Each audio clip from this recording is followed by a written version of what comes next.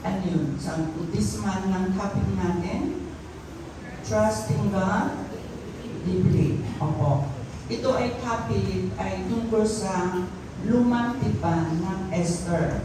Kaya hindi kayo masyadong aral, kaya hindi kabisado.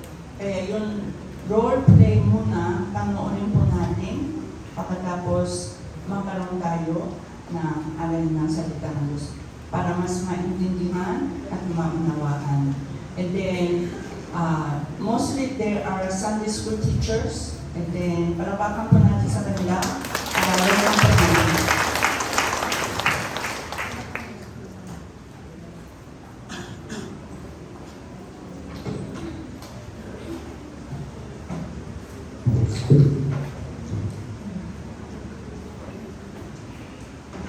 Magandang hapon po sa bawat isa. Mula sa Sunday School Ministry, kami po ay magbabahagi ng isang kwento mula sa lumang tipan sa pamamagitan ng isang dula, kung saan nagpapakita ito ng isang tunay na pagtitiwala sa Diyos sa kabila ng mahirap na sitwasyon. Kaya naman, halina't kilalanin natin ang ating mga tauhan sa kwento. Unang-una, Haring Xerxes, ang hari ng Persia. Esther, ang reyna. Mordecai, ang pinsan ni Esther.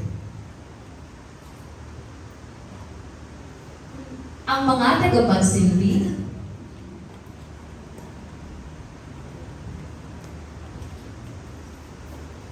At ang mga kawal.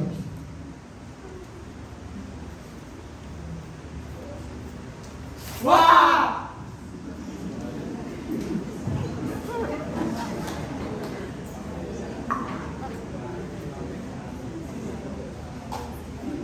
Ang kwentong matutunghayan po natin ay mula sa aklat ng Esther.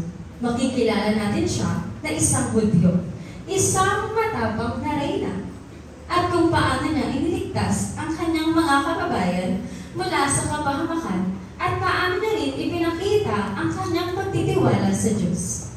Halina't sabayan natin sila sa isang makapigil-hiningang tagpo. Nalaman ni Esther ang masamang plano ni Haman laban sa mga Hudyo. Diyan na masamang balita, Esther.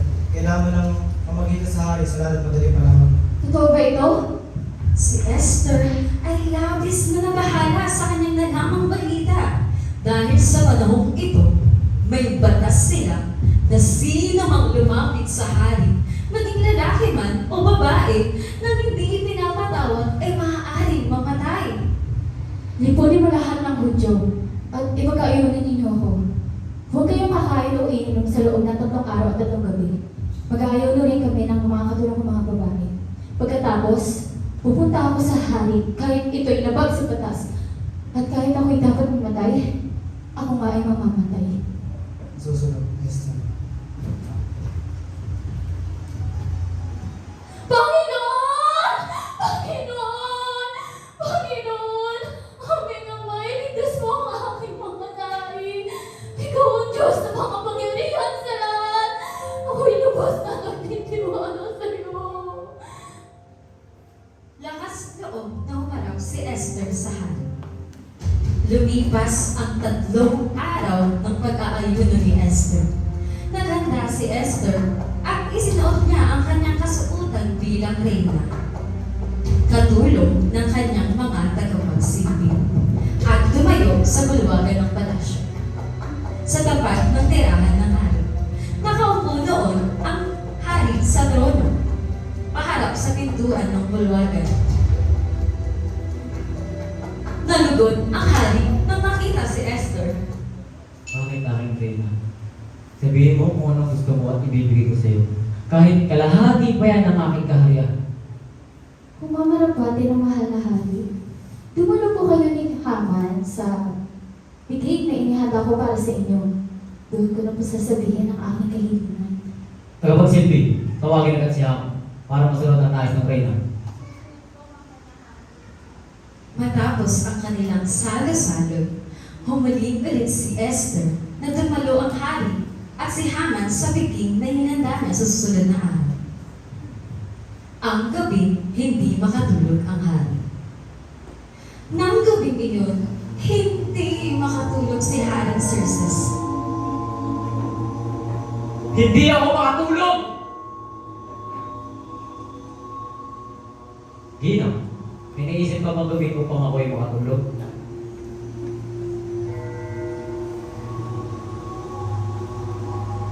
Ginoo, meron ka bang libro na maaari kong basahin?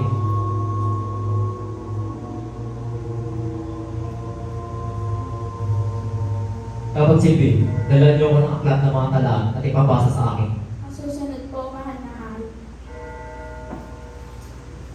Isang tagapagsilbi ang nagdala ng aklat at binasa niya ang ginawa ni Mordecai na pagliligtas sa hari. At naalala ng hari na minsang iniligtas ni Mordecai ang kanyang buhay sa pamamagitan ng pagbunyag ng isang masamang balak. Ano ba ang parang na ibinigay kay Mordecai sa kabutihang ito? Wala po, mahal na hari. Hindi maaari! Dapat siyang parangalan!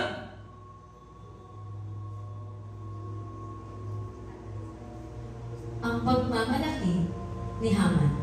Pumasok si Haman. Nag-iisip siya na siya ang pararangalan ni Haring Xerxes. Tama. Ano sa tingin mo ang dapat gawin sa isang tao na ninais ng hari ng parangalan? Sa isip ni Haman, siya ang pinakagusto ng hari. O di ba? Ako ang pinakagusto ng hari. Ako ang pinakapaborito niya. Mahal na hari, dapat po siya suotan ng pinakamagandang damit at isakay sa kabayo niyo at ilibot sa buong lungsod at isigaw. Ganito ang ginagawa ng hari sa taong kanyang pinakarangalan. Magaling! Gawin mo lahat ng yan para kay Mordecai at ikaw ang manguna sa posisyon. Ayaw man at labag sa kanyang loob, napilitan siyang sundin ang utos ng hari. Mga po mahal na hari. Umuwi siya, nagalit na galit dahil pararangalan si Mordecai. Isang Hudyo at tanging tao na hindi umuyukod sa kanya. Sa isip-isip pa niya, may kalalagyan din si Mordecai dahil malapit na niyang malipol ang mga Hudyo. At nagpagawa rin siya ng isang bitayan Wah! kay Mordecai. Yari ka sa akin, Mordecai. Mayaro ka rin. Wah! Pinarangalan si Mordecai. At pinarangalan nga si Mordecai sa pamamagitan ng isang parada at nagputay ang mga tao. Mabuhay si Mordecai! Mabuhay! Mabuhay si Mordecai! Mabuhay! Mabuhay si Mordecai! Mabuhay! Mabuhay si Mordecai! Mabuhay! Pagkatapos iparada si Mordecai, umuwi si Haman na nalulungkot.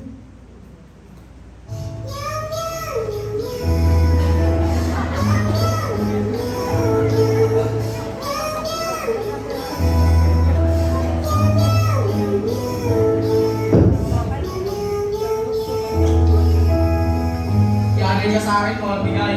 Mayaro ka rin. Mamamatay ka kasama ang iyong mga lahi. Samantala, hindi niya alam na si Esther, ang reyna, ay naghahanda na ng plano para iligtas ang kanyang mga kababayan. Ang paghahayag ni Esther. Nasa tigig sina Haman at Haring Xerxes kasama si Esther. Mahal na Reyna, anong iyong kahilingan? Kahit kalahati ng aking kayarihan ay ibibigay ko sa iyo. Mahal na hari, kung ako'y kalugod-lugod sa iyo, hinihiling ko na iligtas mo ako at ang aking mga kababayan. Kami po ay pinagbibili ng kabahamakan at paglibot. Sino ang malakas sa loob na gawin ito? Ang taong iyon ay si Haman! Haman! Totoo ba ito? Hindi po mahal na hari. Hindi po mahal na hari. Patawarin niyo po ako. Mahal na Reyna, baka nagkakamali ng buhay, mahal na Reyna. Ang pagpaparusa kay Haman.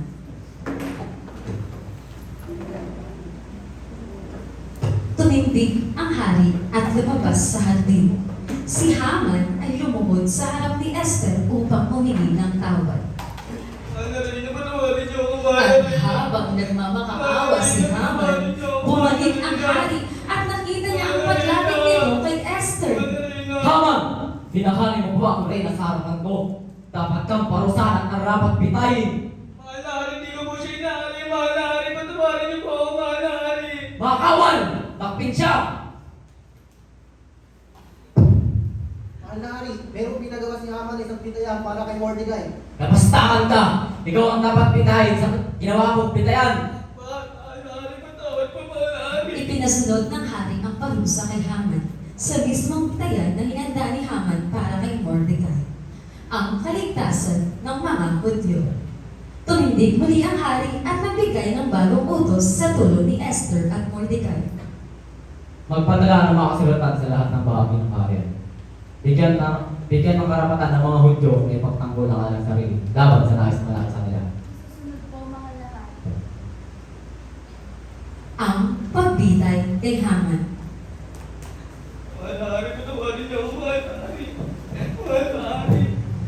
Dahil sa matapang na hakbang ni Esther at sa tulong ng hari, naligtas ang mga Hudyo mula sa kapahamakan.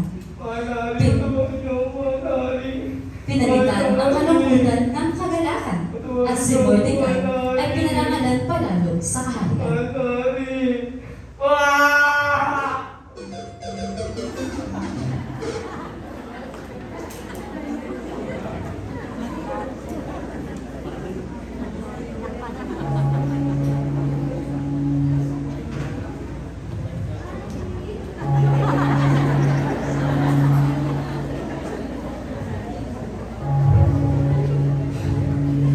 Ang kwento ni Esther ay nagtuturo sa atin na huwag matakot na manindigan para sa tama at magtiwala na laging tutulong ang Diyos sa tamang panahon. Katulad ni Esther, tayo rin ay maaaring maging matapang at magbigay ng pag-asa para sa iba. Para sa Diyos, walang imposible!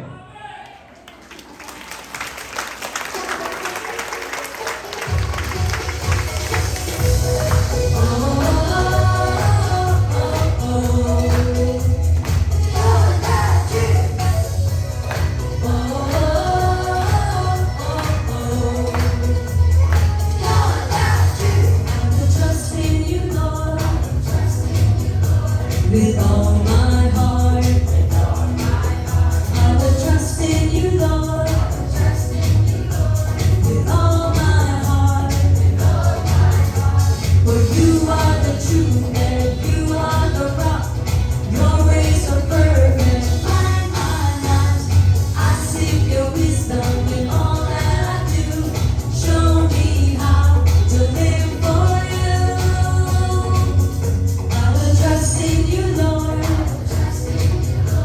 with all my heart. I will trust in you, Lord, with all my heart. For you are the truth and you are the rock.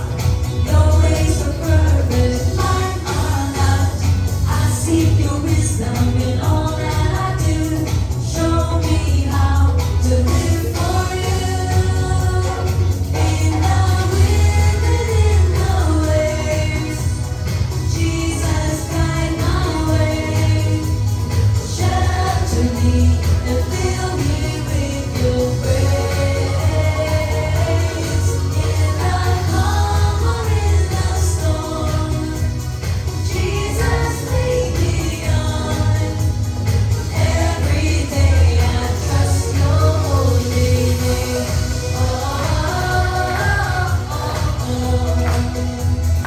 Lord, that you. Lord,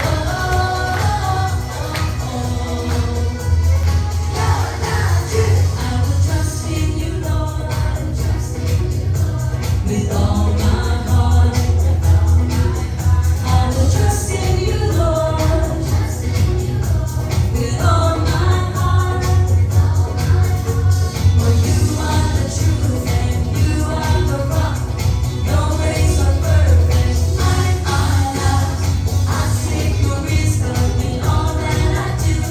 Show me how to live for you.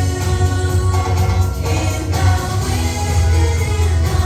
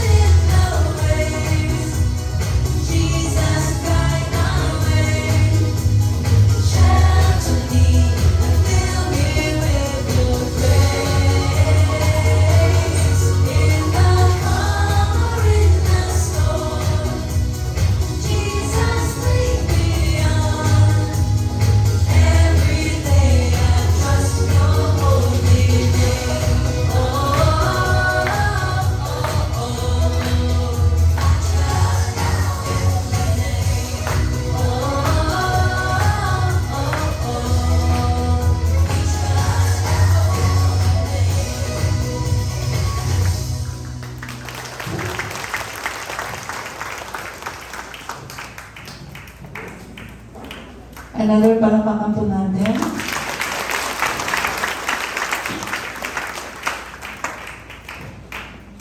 Ngayon po, tungkol sa nanood natin ng itong play, ito ay tungkol sa Book of Esther, sa doon